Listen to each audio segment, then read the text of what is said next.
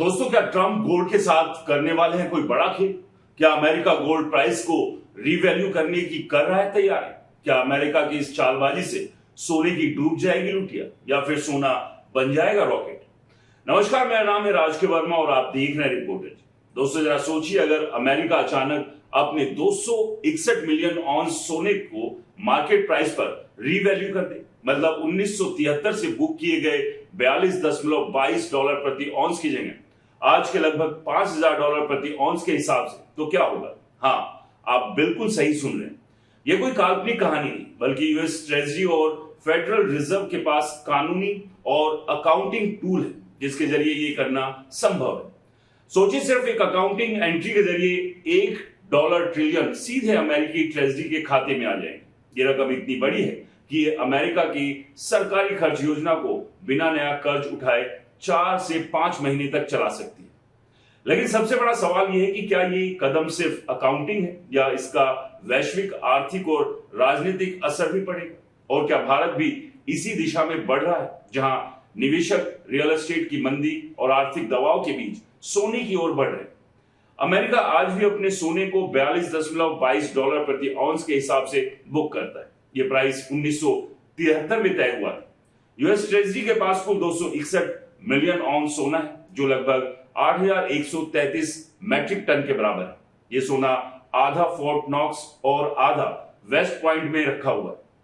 दोस्तों, इतिहास में देखें तो 1933 में एफडीआर ने फेडरल रिजर्व के सोने को यूएस ट्रेजरी को ट्रांसफर किया। उस समय फेड को जो पेपर मिला उसे गोल्ड सर्टिफिकेट कहा गया। यही आज भी 42.22 प्रति डॉलर ऑन्स पर बुक किया गया। 1950 के दशक में एशनोवर प्रशासन ने भी सोने को रिवैल्यू किया था। ये पूरी तरह कानूनी था और सिर्फ अकाउंटिंग में बदलाव था। आज भी अगर ट्रेजरी कहे कि फेड गोल्ड सर्टिफिकेट को मार्क टू मार्केट मूल्य पर लाए, तो फेड को इसे करना पड़ेगा। ये पूरी तरह कानूनी और अकाउंटिंग के हिसाब से संभव है। सोचिए, अगर ये कदम लिया गया तो ट्रेजरी के खाते में $1 ट्रिलियन जैसी राशि दिखाई देगी। ये रकम अमेरिकी सरकार को खर्च करने की अनुमति देगी बिना नया कर्ज उठाए। इसे समझने के लिए एक उदाहरण लें। अमेरिका की मौजूदा सरकारी खर्च दर और ऋण स्थिति को देखें तो ये $1 ट्रिलियन लगभग 4 से 5 महीने का सरकारी खर्च पूरा कर सकता है। लेकिन ध्यान दें, ये वैश्विक सोने की कीमत को नहीं बदलता, क्योंकि सोना दुनिया भर में शंघाई, कॉमेक्स, लंदन मार्केट और ईटीएफ में ट्रेड होता है। इसका मार्केट प्राइस अभी भी लगभग $5100 प्रति ऑन्स है। फिर भी यह कदम मानसिकता पर बड़ा असर डाल सकता है। लोग और मीडिया देखेंगे कि अमेरिकी सरकार सोने को फिर से महत्व दे रही है। इससे अमेरिकी जनता के मन में भी यह संदेश जाएगा कि सरकार सोने को सुरक्षित और रणनीतिक एसेट मान रही है। निवेशक सोचेंगे कि अगर अमेरिकी सरकार इसे महत्व दे रही है तो हमें भी सोने की ओर ध्यान देना चाहिए। अगर अमेरिका ऐसा कदम उठाता है तो ये बाकी दुनिया के लिए बड़ा संदेश होगा, खासकर चीन, रूस, सऊदी अरब, भारत, जापान और दूसरे देशों के लिए। ये देश देखेंगे कि अमेरिका सोने को गंभीरता से ले रहा है और ये उन्हें अपनी सोने की खरीद और भंडारण रणनीति पर विचार करने को मजबूर करेगा। चीन ने पिछले सालों में रिकॉर्ड स्तर पर सोना खरीदा और युआन को वैश्विक रिजर्व करेंसी बनाने की कोशिश कर रहा है। अगर अमेरिका अपने सोने को रिवैल्यू करता है तो चीन और दूसरे देशों के लिए यह संकेत होगा कि सोना अब एक सुरक्षित और नियंत्रित संपत्ति बन रहा है, जिस पर अमेरिका का नियंत्रण नहीं होगा। इसके अलावा अमेरिकी नीति इस कदम का असर रूस और दूसरे देशों के वित्तीय रणनीति पर भी होगा। पिछले कुछ सालों में अमेरिका ने रूस और दूसरे देशों की ट्रेजरी सिक्योरिटीज को फ्रीज किया।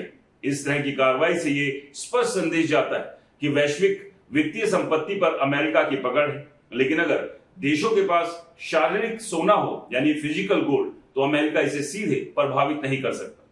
यही कारण है कि कई देशों ने अपनी सोने की खरीद बढ़ा दी। भारत हमेशा से सोने का बड़ा निवेशक रहा है। लगभग 7000 टन सोना भारतीय लोगों और गोल्ड ईटीएफ में मौजूद है।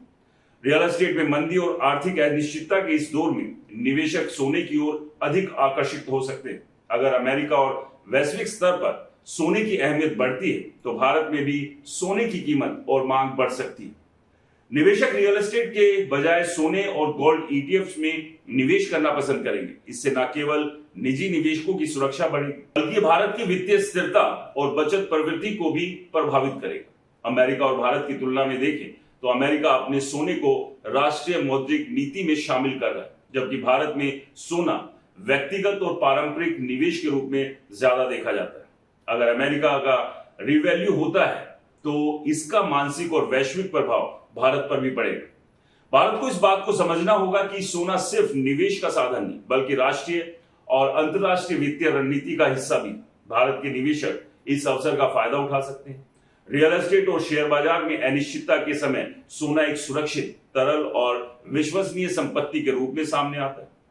दोस्तों, अमेरिका का सोने का रिवैल्यू सिर्फ अकाउंटिंग एंट्री हो सकता है, लेकिन इसका साइकोलॉजिकल, वैश्विक आर्थिक और रणनीतिक असर बहुत बड़ा है।